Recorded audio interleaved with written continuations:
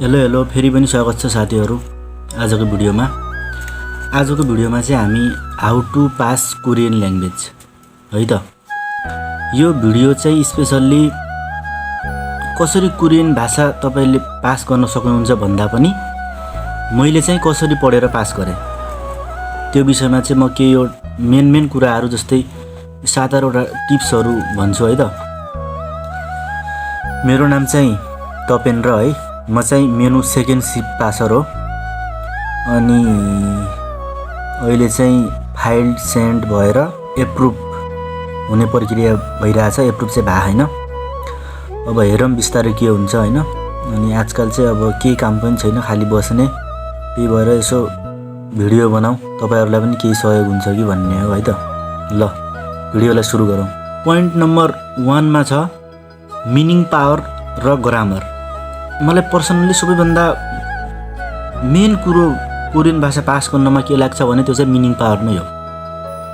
Meaning power यदि तपाईको खतरा छ भने, तपाई बेसिक लेभलमा पढ्दै हुनुहुन्छ भने पनि तपाईको मिनिङ पावर बबाल छ भने एडभान्स लेभलको क्वेशनहरु गर्न सकिन्छ के।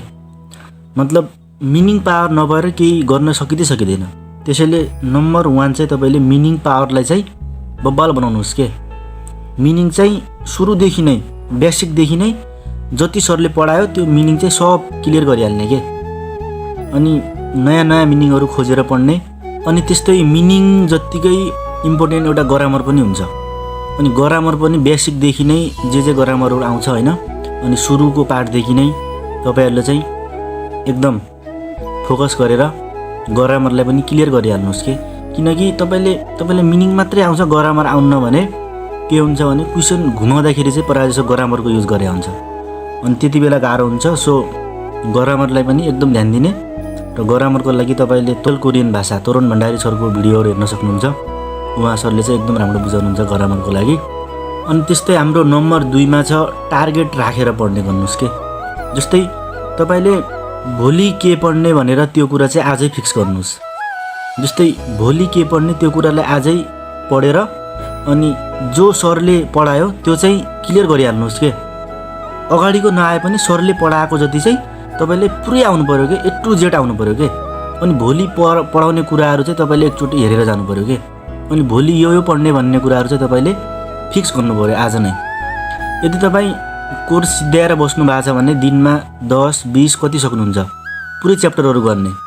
अनि लगभग 1 हप्तामा चाहिँ कोर्स सिद्धिने गरेर पढ्नुस् के। 60 च्याप्टर बुक चाहिँ 1 हप्तामा सिद्धिन पर्यो हैन। यदि तपाई नयाँ हो, भर्खरै पढ्दै हुनुहुन्छ, बेसिकमा हुनुहुन्छ, अर्थात जस्तै अब 10-20 त्यस्तै पार्ट च्याप्टर पुग्यो भने चाहिँ तपाई के गर्नुस् भने सरले पढाए जति चाहिँ क्लियर गर्ने र बाँकी चाहिँ भोलि पढाउने कुरा चाहिँ एकचोटी जसरी पनि हेरेर जाने के। यसले चाहिँ तपाईले पछि धेरै सजिलो हुन्छ। नम्बर 3 मा रहेको छ मोटिभेट भएर पढ्ने बानी गर्नुस् के। जस्तै जति पढ्छु भने नि कहिलेकाहीँ झ्याउ लागिहाल्छ। तपाईले चाहिँ के गर्दा तपाईले मोटिभेसन हुन्छ त्यो कुरा गरेर पढ्नुस् के। जस्तै सबैको मोटिभेसन हुने कुराहरु फरक हुन्छ। जस्तै मलाई चाहिँ अनि जस्तै हुन्छ नि इपिएस पास गरेर नेपाल टु कोरिया भ्लग, अनि फर्स्ट स्यालेरीले के रे आइफोन किनेको, घुमेको, त्यस्तो भिडियो हेरेपछि चाहिँ एकदमै मोटिभेट हुन्थ्यो। अनि तपाईहरुले पनि के गर्दा तपाईले मोटिभेट फिल हुन्छ त्यो कुराहरु चाहिँ एकदम हेर्ने गर्नुस् के। अथवा केही सम्झेर हुन्छ कि केही कुराहरु हेरेर हुन्छ कि, अनि त्यो गरेर चाहिँ तपाईले मोटिभेट भएर पढ्ने बानी गर्नुस् के। जस्तै आज मन लाग्यो पढ्दिने, भोलि चाहिँ फेरि किताब हेर्दै नहेर्ने, त्यस्तो नगर्नुस्। पढाइ चाहिँ निरन्तर हुन पर्यो, मोटिभेट भएर पढ्ने बानी गर्नुस्। नम्बर 4 मा रहेको छ किताबलाई चाहिँ मेन फोकस चाहिँ किताबलाई धेरै गर्नुस् के। तपाई सुरुमा पढ्दै हुनुहुन्छ भने चाहिँ अहिले दायाँ बायाँ आउट क्वेशनहरुलाई हेर्दै नहेर्नुस्।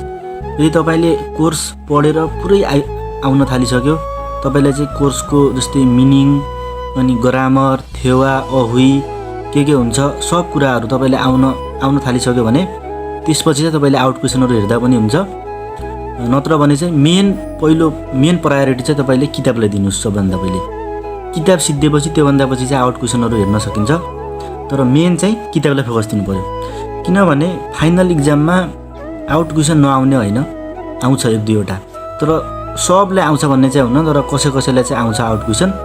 तर आउट क्वेशन आए पनि त्यही हाम्रो किताबकै मिनिङ र ग्रामर मिलेर नै आउट क्वेशन आउँछ के।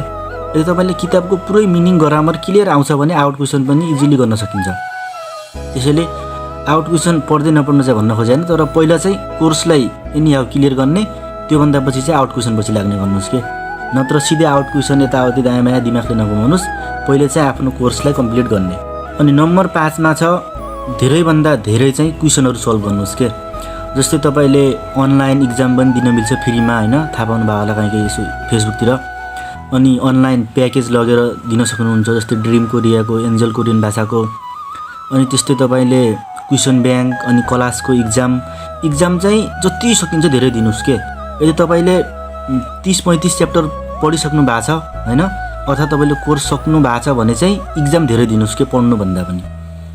तपाईले जति धेरै पढे पनि तर एक्जाम नदिदासम्म चाहिँ तपाईको कमजोरी के हो त्यो थाहा हुन्न के। त्यसैले एक्जाम चाहिँ एकदमै धेरै दिनुस् के। अनि जे आफ्नो कमजोरी छ त्यसलाई धेरै फोकस गर्नुस्, एक्जाम नदिदासम्म थाहा हुन्न। त्यही भएर एक्जाम चाहिँ एकदम धेरै दिनुस्, सकेसम्म क्वेसन ब्याङ्क पनि धेरै किन्नुस्। यदि क्वेसन ब्याङ्क धेरै नकिने पनि एउटा आइडिया के गर्न सकिन्छ भने तपाईले एउटा क्वेसन ब्याङ्क किन्नुभयो, अनि त्यो क्वेसन ब्याङ्कलाई पहिला क्लियर सोल्भ गर्ने के। अलि ठुलो खाले क्वेसन ब्याङ्क किन्ने, जस्तै ह्यान्सलको, अनि अलि हुन्छ नि ठुलो खाले के, सानो नै। अनि त्यसले चाहिँ के हुन्छ भने एउटा क्वेसन ब्याङ्क तपाईले क्लियर गर्नुभयो भने अरु जो क्वेसन ब्याङ्क किने पनि 50 देखि 60% सम्म चाहिँ त्यो क्वेसनहरु मिल्छ के अर्को क्वेसन ब्याङ्कमा। अनि के गर्नुस् भने त्यो क्वेसन ब्याङ्क चाहिँ साथीहरुलाई दिने र साथीहरुको चाहिँ आफूले माग्ने के। एउटा क्वेसन ब्याङ्क आफूले किन्ने अनि त्यसलाई सक्ने, अनि त्यसरी एक्सचेन्ज गर्ने के। जति साथीहरु चिन्नु भएको छ त्यो सबैसँग चाहिँ एक्सचेन्ज गर्ने के एकचोटी, किनकि उलाई पनि फाइदा तपाईलाई पनि फाइदा। त्यसैले क्वेसन चाहिँ धेरै भन्दा धेरै गर्नुस् के। अनि जानेको क्वेसन नगर्नुस्, बरु क्वेसन ब्याङ्क गर्दाखेरि पनि सुरुमा चाहिँ 40 को 40 वटा क्वेसन गर्नुस्। तर पछि तपाईलाई अलि धेरै नै आउन लाग्यो हैन, क्वेसनहरु इजी लाग्छ भने चाहिँ जो क्वेसन आउन्न, जो क्वेसन चाहिँ अलि हार्ड जस्तो लाग्छ त्यसलाई मात्रै गर्नुस् के। सजिलो क्वेसनहरु चाहिँ हेर्दै नहेर्नुस्, किनकि त्यो आउने क्वेसन आइहाल्छ, नआउने क्वेसनलाई चाहिँ बढी फोकस गर्नुस्। अनि क्वेसन धेरै गर्यो भने यसले चाहिँ धेरै हेल्प गर्छ के। त्यस्तै हाम्रो नम्बर 6 मा रहेको छ लिसनिङलाई पनि रिडिङलाई जस्तै टाइम दिनुस् के। कस्तो हुन्छ भने कतिपयको बानी रिडिङलाई चाहिँ एकदम फोकस दिने, तर लिसनिङलाई चाहिँ हेर्दै नहेर्ने पनि हुन्छ के। अनि लास्टमा एक्जाममा चाहिँ लिसनिङले डुबाउँछ, किनभने अब रिडिङ र लिसनिङ दुईटै 20-20 नम्बरको आउँछ, जम्मा 40 नम्बरको हैन। अब 1-2 नम्बरले पनि डुबाउँछ एक्जाममा। त्यही भएर रिडिङ मात्र नभएर लिसनिङलाई पनि ध्यान दिनुस् के। अब खाना खाँदा, खाना बनाउँदा, क्लास जाँदा त्यो लिसनिङहरु सुन्ने हैन, डाउनलोड गरेर थेवाहरु। अनि क्वेसन ब्याङ्क गर्दाखेरि पनि लिसनिङलाई चाहिँ नछोड्नुस् के। लिसनिङलाई चाहिँ लिसनिङ पनि गर्ने के रे, रिडिङ पनि गर्ने गर्नुस् के। खाली रिडिङ गर्ने तर लिसनिङ नगर्ने। म पनि त्यस्तै गर्थे, गर्न चाहिँ लिसनिङ त्यति गर्दैन थिए के।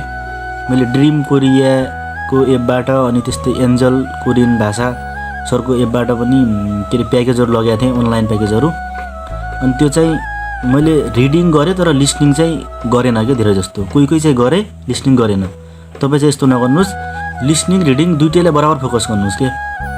किनकि नम्बर आउने बराबर नै हो फाइनलमा, त्यही भएर सुरुदेखि नै दुईटैलाई फोकस गर्नुस् सँगै।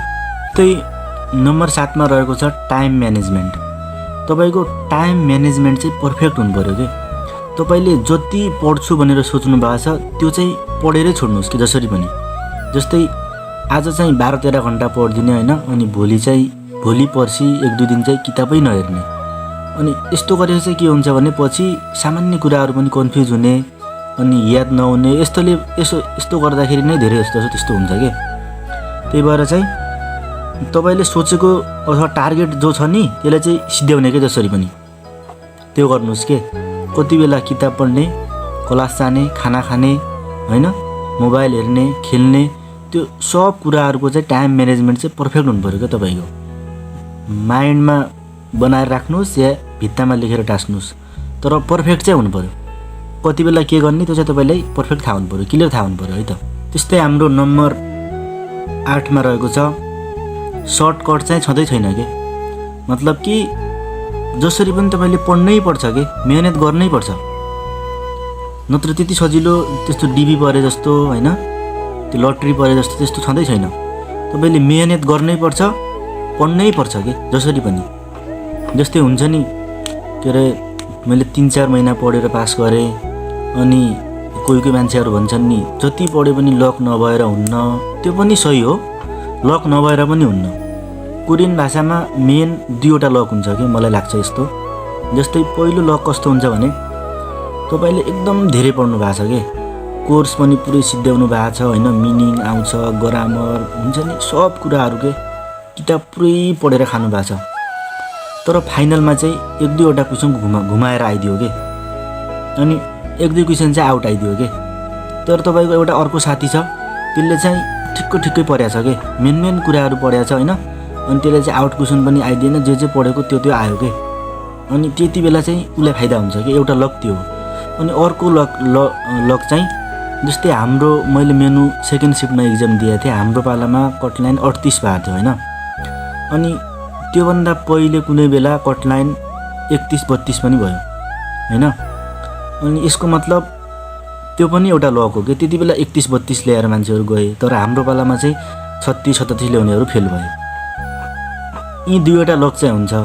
अनि अरु लक चाहिँ केही हुन्न है त। कोरियन भाषामा पढ्नै पर्छ के, जसरी पनि पढ्नै पर्छ पास गर्नलाई।